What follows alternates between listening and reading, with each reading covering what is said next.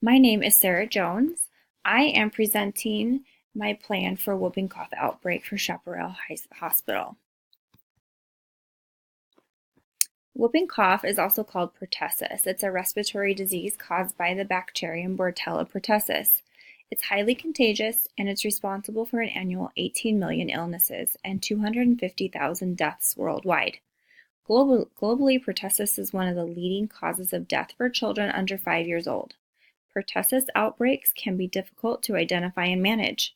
Whooping cough spreads through close contacts with oral secretions or respiratory droplets.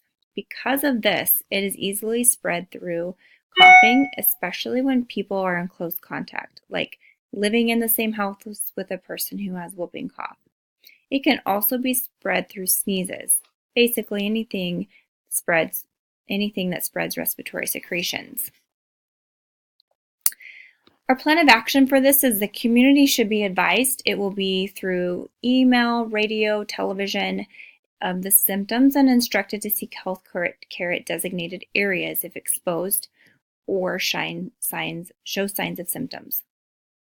Respiratory masks will be given at the entrance of hospitals and to all hospital staff. Quarantine practices will need to be implemented to restrict the movement of well persons who may have been exposed to the infectious disease, or they may have the disease and are not yet showing symptoms. Isolation practices will restrict movement of people who are ill by separating them from those who are healthy.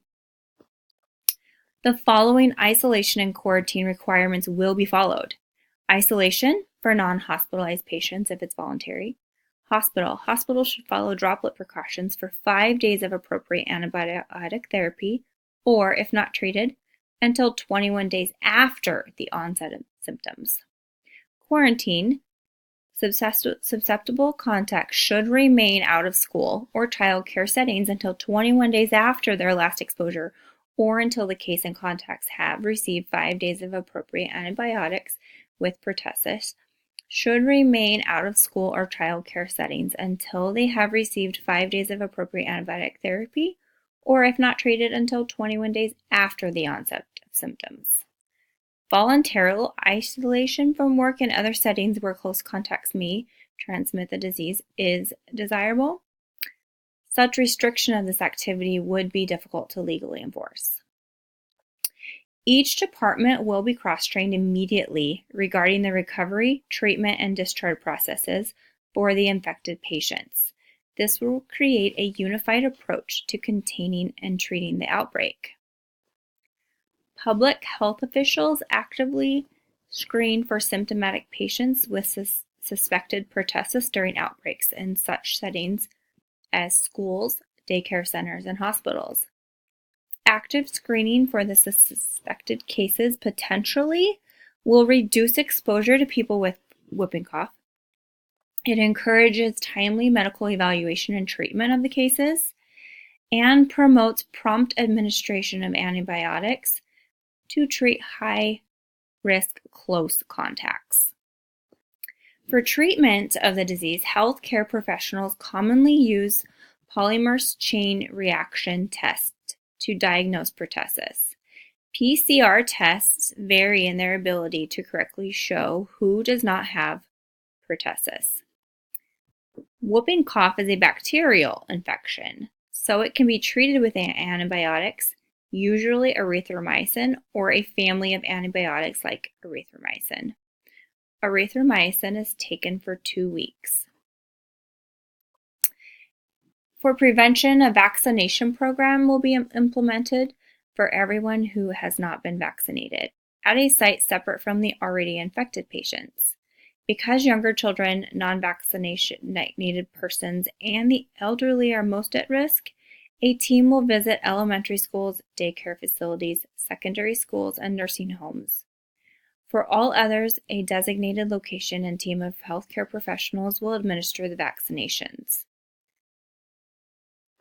Post-exposure antimicrobial prophylaxis, PEP, should be implemented.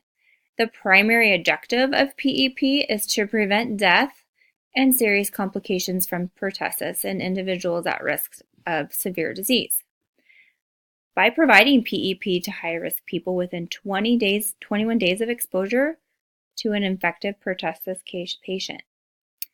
High-risk people are those who potentially are at high risk of developing severe illness or those who have been in close contact with people at high risk of severe illness. High-risk people include infants and women in their third trimester of pregnancy. Severe and sometimes fatal pertussis-related complications occur in infants under 12 and especially among infants under 4 months. Women in their third trimester of pregnancy is also a source of whooping cough to their newborn infant. All people with pre-existing health conditions may be exuberated by pertussis infection. People who themselves have close contact with either infants under 12 months, pregnant women, or individuals with pre-existing health conditions at severe illness or complications. Because of the extra manpower needed to contain the control of whooping cough outbreak, efficient, consistent protocol will need to be followed. Upon arrival at treatment facilities, all staff will receive the same training protocol by the assigned leadership personnel to ensure successful outcome. Surrounding areas will be contacted to request antibiotics, vaccination, and train healthcare professionals that could aid in the treatment of this outbreak. Activities that must be implemented include identification and registration of vaccine providers, tracking the administration through these providers, identification and hiring of additional staff needed to conduct statewide vaccine campaign, and also tasks to implement population-specific campaigns if needed, and also to assist in the vaccination procedures of healthcare employees.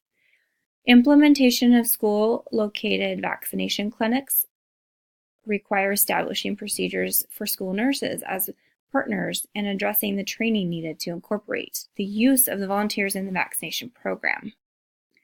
My recommendation is to follow this plan for a smooth, quick containment of the treatment of whooping cough.